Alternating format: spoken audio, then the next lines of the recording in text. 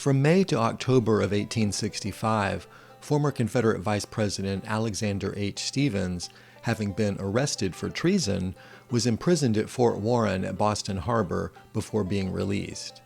Because Stephens kept a prison diary, we know his thoughts during those months on a wide range of topics, including current events as he learned of them through newspaper reports. Some excerpts from an entry written on June 26th are especially interesting for his views on the new issue of voting rights for the newly emancipated slaves.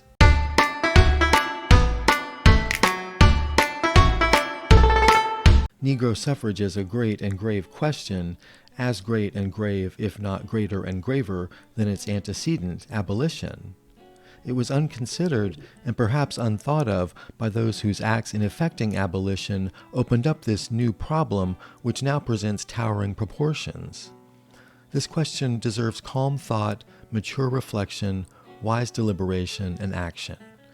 The condition of the black population of the South under their present freedmen's status, without some sort of representation, under judicious limitations in government, will unquestionably be worse for them as a race than their former status.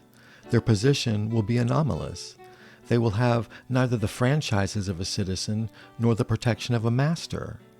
Their condition will be worse than was that of the Moriscos in Spain, and not much better than that of the Gypsies in England, or the unfortunate tribes of Israel in all countries of Europe during the Middle Ages. Now, taking things as I find them, and acting on the principle that it is the duty of a public man to do with existing facts the best he can without quarreling with what he cannot change or control, I have some ideas which I wish it were in my power to make public, or at least present to whoever can deal with this matter.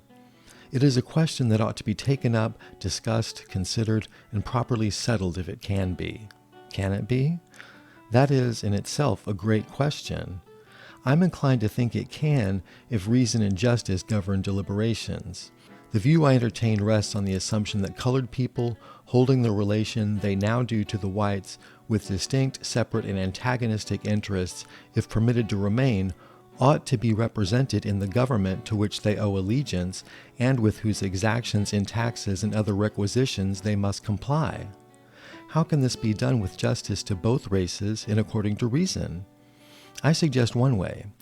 Let all the blacks in a state be put into a class, a sort of guild, corporation, or tribe, and let this guild or tribe have representation in legislation upon just, reasonable, and equitable principles.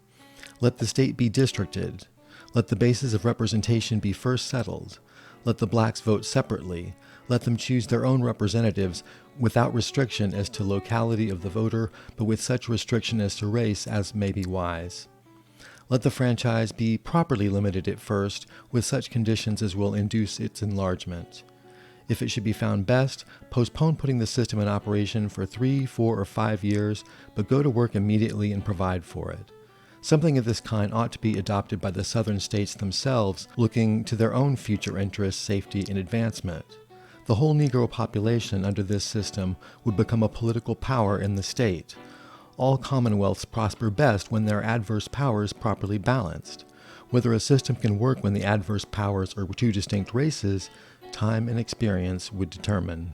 What do you think of Stephens's prison diary entry? Are the views that you heard him express here what you would have expected from a former high-ranking Confederate official? Let me know what you think in the comments. I know this entry is kind of a quick one and not as richly illustrated as usual. I'm in the middle of moving. I'm moving from Houston, Texas to Richmond, Virginia. So, like any time a cross-country move involves a lot of logistics and packing and boxes and all that good stuff.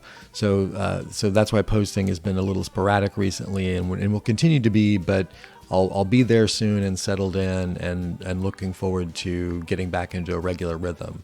But in the meantime, let me know your thoughts on this episode. Share it with anyone who might be interested. Thanks for watching, and I'll see you next time.